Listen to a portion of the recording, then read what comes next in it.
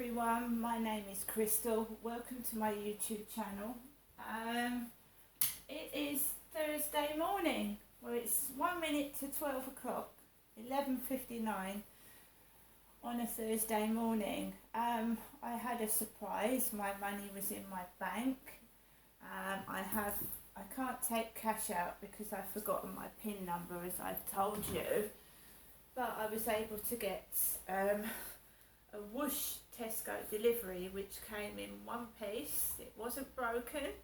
The driver was very nice, and that was a great delivery, because sometimes things get broken and crushed because they usually come by Uber on a motorbike and it can get crushed. But that was absolutely perfect delivery. It came in wonderful condition. Thank you.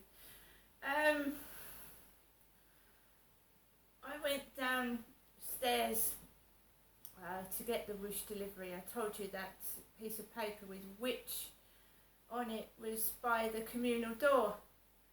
That's what they called my mum years ago. My dad used to call my mum a witch. Witches have bald heads, don't they? It's a cruel thing to call somebody, but then what can you do when they're trying to mix me up with my mother on purpose to hide what has happened to me?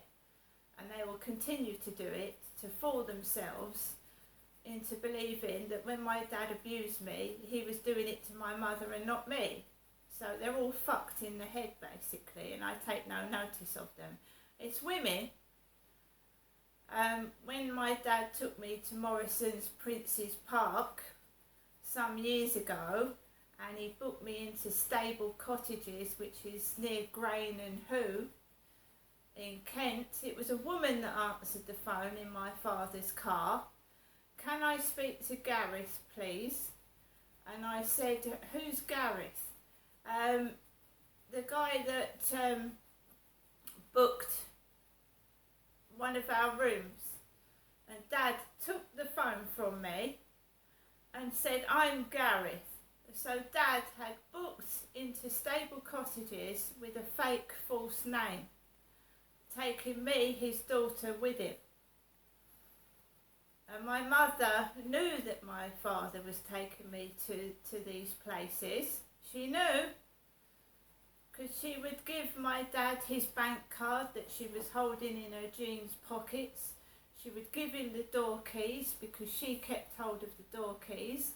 She would dress my dad, choose the clothes that he wore, the jacket, the Ben coat as I called it, because she had a worker called Ben, a mental health worker. So my dad had his big Ben coat on. He had a big Ben badge on the coat that she gave my dad to wear. She gave him his trainers and she dressed him, and then he took me to these places, but he used to go into supermarkets first. He would fill up with petrol, which smells, doesn't it, petrol, and then drive me off to these locations. My dad had no teeth, and my dad, they were expecting me to go with a man that had no teeth, didn't wash or bath properly, and my dad was 6'2" and wide, and I had to do as I was told because I was afraid of him. I was also taken off to places that were so far away that if he dumped me, I couldn't get back home because he would have the money and I would be left stranded like my dad. So what was happening was, what my dad used to do to my mum, he was now doing to me. He was dumping me in places, making me cry, making me feel scared, while my mother, Jennifer, stayed at home. You see what's happened? It's like my mother swapped identities with me. Because he was abusing me. He wasn't abusing his wife. It's like they were filming some kind of thing where I'd taken my mother's place. And I was extremely frightened, and on one occasion I have to say, allegedly raped. My father's dead now, he can't speak. the witness has gone, right? He can't be interrogated because he's dead. But that is what happened. They're bitches. Evil women. Is Gareth there? Can I speak to Gareth? I don't know any Gareth. And he snatched the phone off me and said, I'm Gareth. And then he proceeded me to take me to this posh holiday home with stables in it, horses. About 2010, 11, early 11. But that's by the by. We're going back to what's happened today. I also want to talk to you about the police in Kentish Town. The Kentish Town Police in London, which were absolutely useless in 2004, absolutely useless, said they weren't a taxi service when I was in danger and wanted to go home back to my children. Right? So you can laugh at me all you like. This is going to come out and the relevant people that have done this to me will be punished. Keep laughing and you'll see what will happen. Right. So, I took the Whoosh delivery back home. I've put it away. I've got my sandwich. I've got my drink. Bear in mind that people think I've got no money, that I'm a toy to play with, and it's a bit of fun to toy with me. So, around just after 10, I took Max for a walk after I'd watched The Laughing Auditor, who, funnily enough, was at Kentish Town Police Station. I took Max out down the stairs. The cleaners had been, not the normal cleaners, different ones, and it had a potent smell, really strong disinfectant, and it made my head hurt. Goes right up your sinuses. The bin men had been, but I needed to put rubbish in the bin, so I put rubbish in the bin, and there was a white car like my son used to have outside the building with two females in it. They was around the car and one of them went, ugh. Bear in mind my son drove the car. So one of the women went, ugh.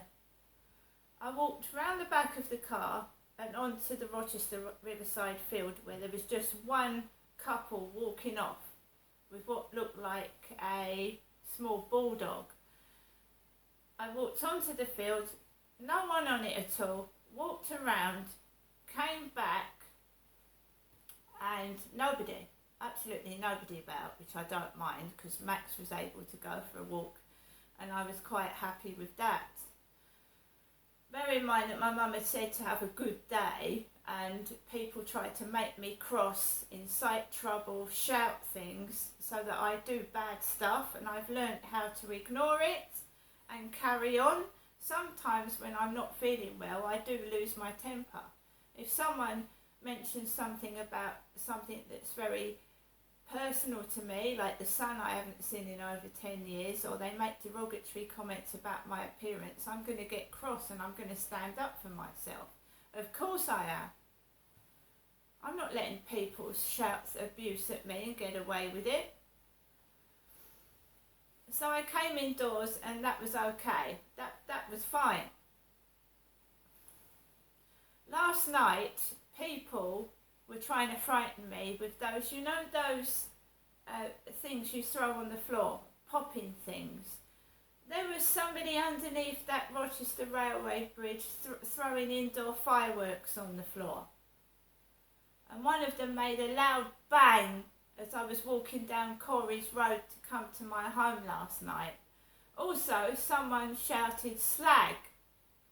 S-L-A-G, slag. I haven't had a relationship since 2017. I haven't had, you know, I don't want to be rude, but I haven't had a relationship since 2017. Someone's a slag when they sleep with the whole street. They have sex with different men every day.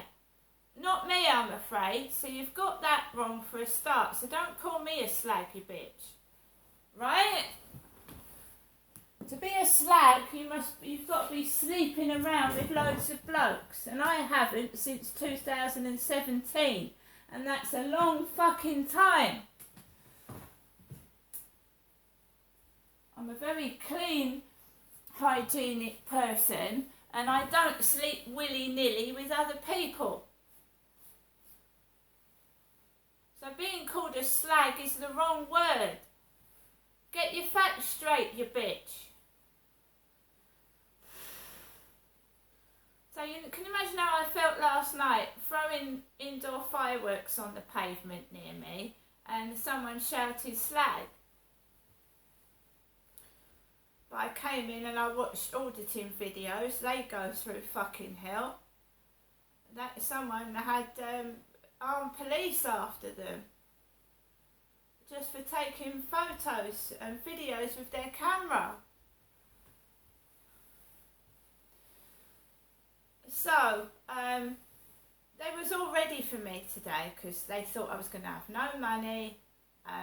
Looked onto the railway station at the back of the flats and there's 6 large toilet rolls on the floor of the platform this morning. 6 large toilet rolls.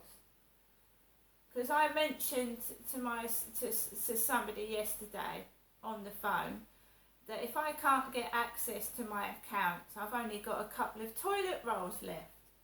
So on the railway station this morning, there's 6 loo rolls in plastic wrapping.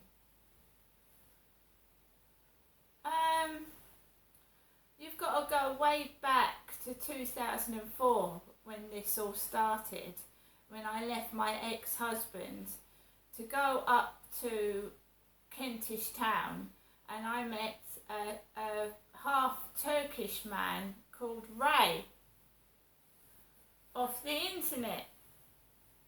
And this is when this is all really kicked off.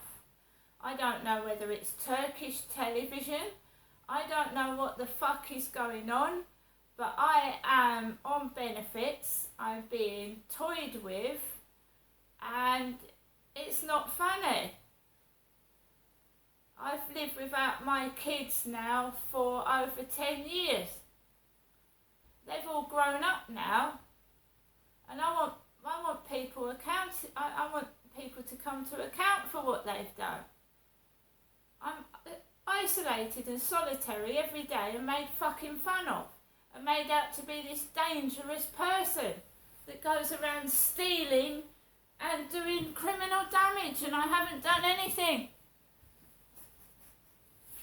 I'm a middle-aged disabled woman on benefits. I talk about mistaken identity. This has been going on too long. I want my freedom and I want my human rights back. And people moaning because they're being taped and videoed outside. What about someone spying in your flat and listening to your every word and conversation inside the privacy of your own flat?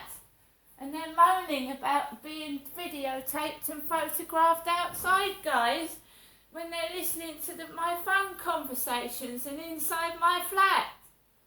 They're moaning. People are moaning because they're being taped outside. What about my personal privacy? It's being invaded inside my own home.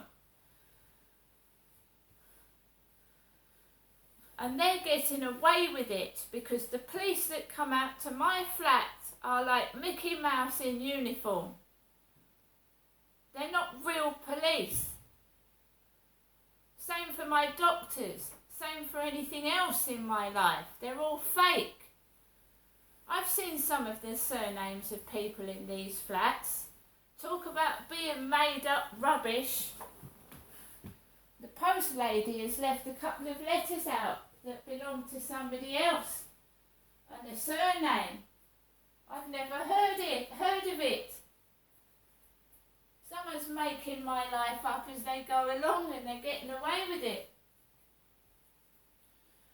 I sit here at night by my fucking self You, day after day after day after day. With my mother ringing me 4 times a day. Yesterday it was just once because she was tired and fell asleep. This is not looking after somebody. This is not protection. This is evil. And whoever's doing it is crazy and needs to be locked up. That's my opinion, right?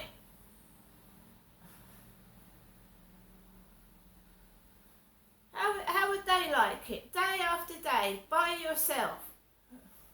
Going outside, people running away from you, thinking you're going to steal their handbag. I'm a middle-aged disabled woman. I want my life back. I'm not playing into their hands. I'm no thief. I pay for everything. I've got receipts. The police said to me, did I order those takeaways myself? Because someone's mixed up my details with my mother's. Making out, oh, she ordered those takeaways by herself, she's mad. I had proof.